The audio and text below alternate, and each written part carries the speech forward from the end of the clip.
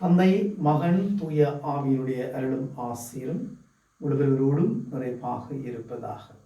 இன்று நாங்கள் திருவருகை காலத்தின் முதலாவது வாரத்தின் வியாழக்கிழமைக்குள் காலடி பதிக்கின்றோம்.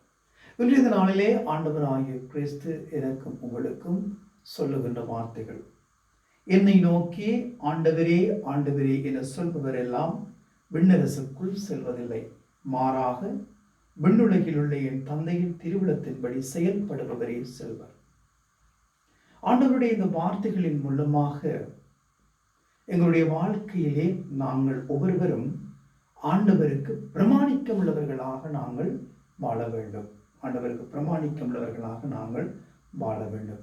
நாங்கள் ஆண்டவரிடம் செல்லுகின்ற பொழுது பல வேண்டுதல்களோடு, பல விண்ணப்பங்களோடு, பல எதிர்பார்ப்புகளோடு, பல ஆசைகளோடு நாங்கள் ஆண்டவரை தேடிச் செல்லுகின்றோம், ஆண்டவரிடம் மன்றாடுகின்றோம்.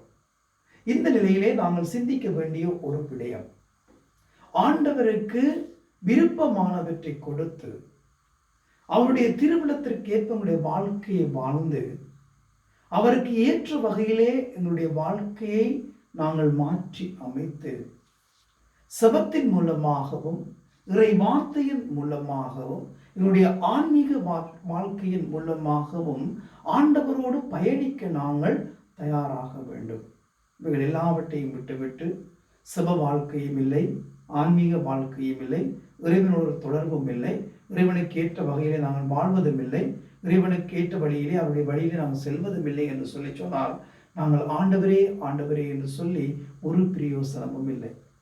ஆகவேதான் நாங்கள் ஆண்டவரை தேடி ஓடுகின்றோம் என்று சொல்லி சொன்னால், ஆண்டவரே ஆண்டவரே என்று சொல்லி ஆண்டவரை நாங்கள் நோக்கி கூக்குரல் இடுகின்றோம் சொல்லி சொன்னால், நாங்கள் எங்களுடைய வாழ்க்கையிலே இறைவனுக்கு ஏற்ற வகையிலே இறைவனுடைய விருப்பத்தோடு இறைவன் என்னத்தை எதிர்பார்க்கின்றார் என்பதை அறிந்து, ஆண்டவர் சித்தத்தை அறிந்து, அதற்கேற்ப எங்களுடைய வாழ்க்கையை வாழ்ந்து இறைவனிடம் செல்லுகின்ற பொழுது நாங்கள் எல்லோரும் இறைவனில் முழு நிறைவு பெறுபவர்களாக இருக்கின்றோம். அதே நேரத்திலே நாங்கள் ஆண்டவரிடம் கேட்பவை எல்லாவற்றையும் பெற்றுக்கொள்ளுகின்ற நல்ல உள்ளங்களாக நாங்கள் மாற்றம் பெறுவோம்.